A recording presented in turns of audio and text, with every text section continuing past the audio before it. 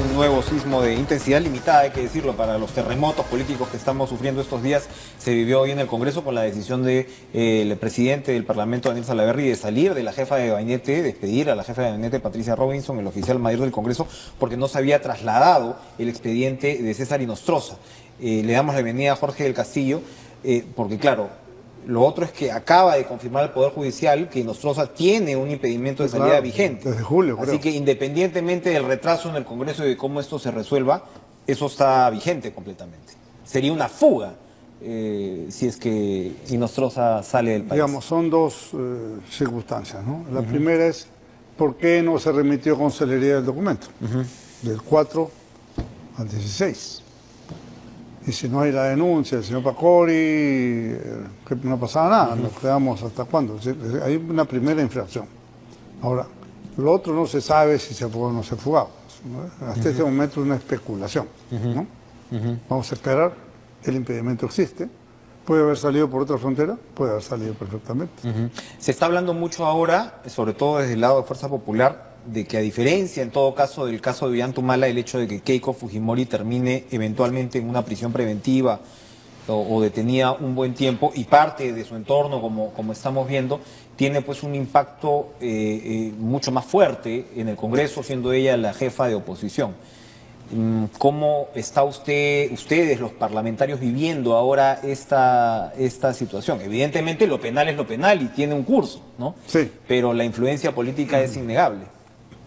Por cierto, ahora, esa detención masiva, digamos, evidentemente responde a una estrategia, ¿no? Meto hasta el gato para ver qué dice. Y parece ser que el tema de Pierre Figari, Ana Gers de Vega y el señor Silva Checa va por ahí. Alguien ha cantado en ese grupo de 20, ¿no? Bueno, evidentemente. Y además, es posible, ¿no?, de que pueda alcanzar algunos parlamentarios, y entonces todo el mundo está medio asustado. Yo veo el grupo fujimorista un poco desconcertado, ¿no?, francamente. Lo de Keiko, hay un argumento ahí que a mí particularmente no me ha terminado de convencer, es no acreditado el arraigo laboral. El arraigo tiene que ser laboral. Y un jubilado que no tiene trabajo, como hace, o una ama de casa sin trabajo, como hace. No, no, el arraigo es arraigo. Tener familia, tener casa, esposo, en fin, ¿no? El trabajo es uno de los ingredientes de una calificación de arraigo. Entonces, bueno, ese es un tema que muchos pueden considerar, oye, aquí cuidado que se pasen de la raya, porque pueden estimar que el partido político es una organización criminal, y eso no es aceptable. Que personas de un partido puedan ser parte de una organización criminal, sí, pero que el partido como tal, no. Y que se diga, y el afán de llegar al poder, bueno, los partidos existen para llegar al poder. Es su razón de ser. Y es un poco de futurología también la resolución, porque dice, sí, para llegar al poder, para hacer contratos dolosos en los cuales cobran comisiones. Esa es una completa especulación. Es una caricaturización de repente. Pero eso dice, lamentablemente, la conclusión. La conclusión. ¿Se está criminalizando la política desde su perspectiva? Bueno, hace rato, ¿no? Entonces, quizás una de las cosas que haya que pensar es cómo separamos la actividad partidaria, que es indispensable, que es la base democrática del país, lo dice la propia Constitución, de estas figuras directivas. Porque además, partiendo del principio que la responsabilidad penal es individual, por tanto no tiene por qué la estructura partidaria responder por hechos que perpetran algunas personas. Este caso es muy similar al de Ollanta-Humala y Nadine Heredia, y estuvieron presos 9 meses. Sí, y después salieron porque... Porque el Tribunal Constitucional dijo se está abusando acá de la figura de la detención preventiva. Entonces cuidado. Ahora, aquí nos queda pocas dudas, tanto en el caso de Humala como en el caso de Keiko Fujimori, que esa plata entró, ¿no? O sea, que entró la plata de Odebrecht para la campaña y en ingentes cantidades. Pero hay dos diferencias, hay una diferencia, ¿no? Hay una diferencia. Por ejemplo, no voy a tomar el caso del señor Humala, porque quizás he dicho mal diferencia entre uno y otro caso. Hay dos naturalezas de problemas. Cobrar una plata y como producto de una coima o retribuirlo en un contrato amañado, como por ejemplo se ha probado en el caso de Toledo y X obras, versus recibir un dinero en una contribución de campaña que no estaba prohibida. Entonces, a falta de tipificación de eso, dicen lavado de activos. Entonces, entran en otro esquema, en otra lógica que no era para eso. Pero, en fin, a mí me parece que yo vengo conversando en un reciente programa con Carlos Bruce y le digo, mira, ve, deberíamos al aire, ¿no? Conversando. Podríamos poner una ley que distinga bien la organización partidaria de una organización criminal. Son dos cosas, porque los objetivos de un partido político no pueden ser pues para hacer un acto doloso o de estropicio. Y en la conceptualización de organización criminal, lo conversábamos con Lamas Puccio ahora hace minutos, lo que él dice es claro, es organización criminal en este sentido porque Odebrecht hacía aportes de campaña a manera de coima para poder tener los beneficios posteriores. Lo que se dice desde la otra orilla es no podíamos saber que Odebrecht nos estaba coimeando, porque en ese momento el señor Barata daba frejoladas y era pues hasta un personaje público. Odebrecht no era una empresa proscrita de ninguna manera. La pregunta, pero $1,5 millones de dólares, $3 millones de dólares, ¿qué significa eso en un aporte de campaña? Sí, claro, evidentemente nadie da un monto de esa naturaleza, ¿no? Por nada, ¿cierto? Seguramente ellos aspiraban a algo. Pero vamos a los hechos concretos. Una cosa es la intención de algo y otra cosa es la realización del hecho, ¿no? ¿Estaba prohibido?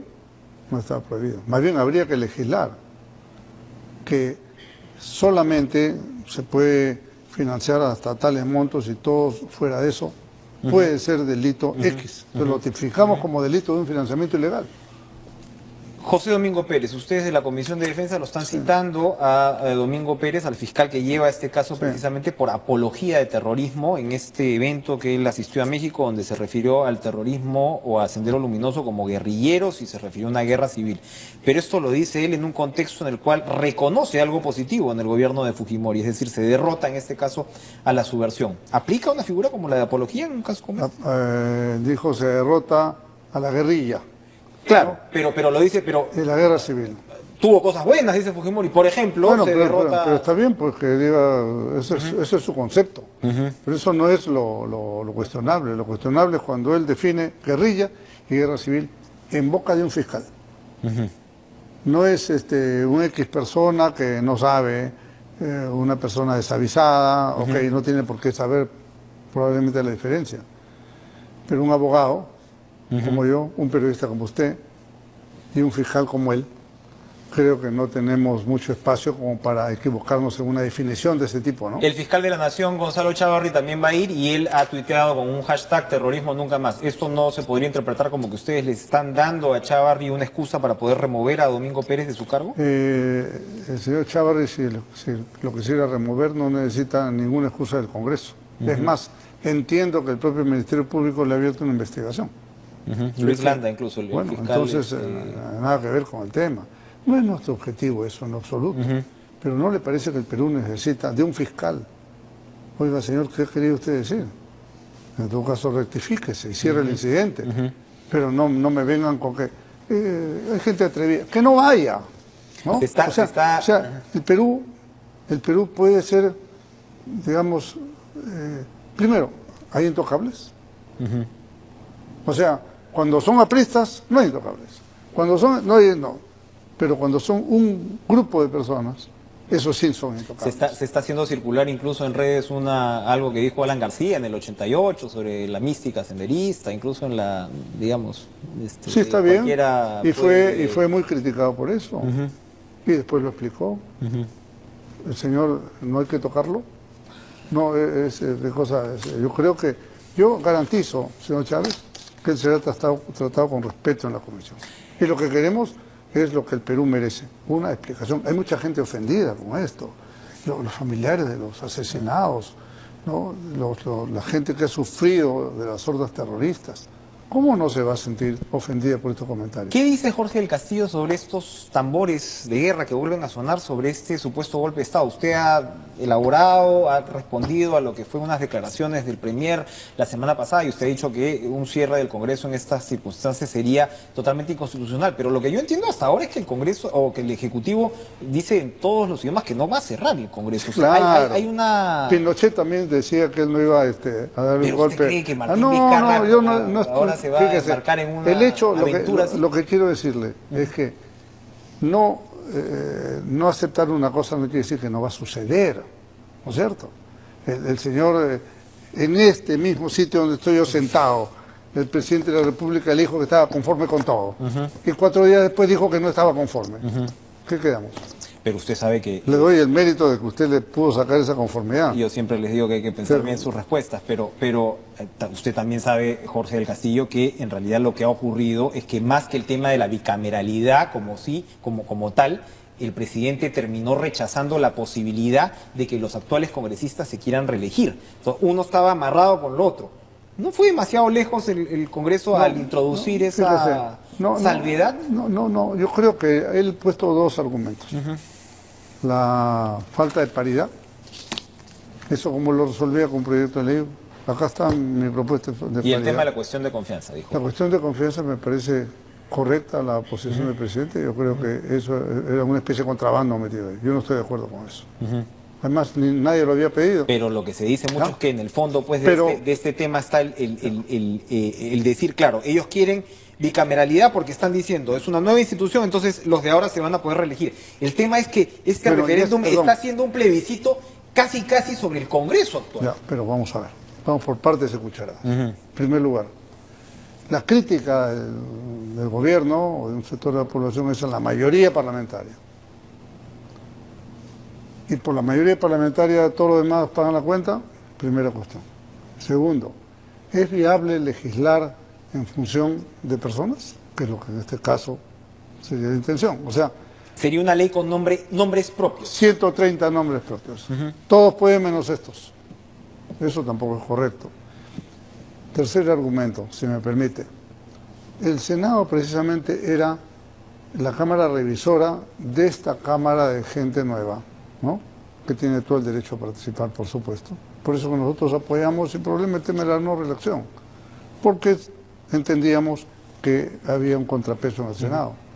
Porque el Senado, además, yo en lo personal, olvídese de mí, digo, por el bien del Perú, el Senado era una convocatoria a peruanos que tuvieran una visión integral del país, cosa que no pasa en diputados, pues sí lo vemos todos los días en los debates, ¿no? Te trata de hablar un tema nacional y le salen con no sé, cosa del puente de su pueblo. ¿Ha perdido una oportunidad el gobierno yéndose contra la bicameralidad? Yo creo que si hubiera buena voluntad, las cosas se pueden arreglar. ¿De aquí a todavía el referéndum? Sí, todo es posible. Por ejemplo, el tema de la paridad se puede arreglar, por supuesto. Presente su proyecto de ley y nos atenemos al resultado de la votación del Congreso, ¿no? Lo que no se debe hacer es, vamos a decir así, permanecer o tener permanentemente al Perú en una situación de conflictividad, de confrontación. ¿Hasta dónde es sostenible esa situación? Suena bacán tener 61% de votación. Oye, yo he visto presidentes, varios, 80 para arriba, y eso nunca, no se sostuvo en el tiempo. Entonces, esa es una cuestión que yo no sé si el presidente Vizcarra, por falta de experiencia o qué, prefiere el choque directo porque eso le puede dar réditos inmediatos. Esa es una... inventarán algo después del 9 de diciembre para mantener el nivel, pero no me parece que sea una buena ruta. Yo invoco, y así como yo, muchas otras personas, a que creo que una ruta de diálogo, si es que hay buena voluntad, puede traer buenos resultados. Nos tenemos que ir, pero siempre hay, en medio de todos estos panoramas que parecen tan dantescos, buenas noticias. Y yo siempre recalco y vuelvo, porque es un tema que el cual usted y yo hemos conversado desde hace años. A ver. Que en medio de todas estas reformas también se ha introducido el tema de la limitación de publicidad política, que es por lo que estamos en realidad viviendo, lo que estamos viviendo. Problema de Humala, problema de Keiko, el apetito por publicidad televisiva. Usted sabe, Enrique, que ese ha sido nuestro proyecto, lo hemos conversado acá y también otros congresistas han propuesto eso y ha sido incorporado en el artículo 35 de la Constitución. Y eso es lo bueno, porque, digamos, muerto el perro se acabó la rabia. Si se corta eso, como ya está, que espero que eso se va a ratificar, bueno, ya los sobregastos de una campaña se bajan a la mínima expresión, porque sea la fuente de atracción de la corrupción.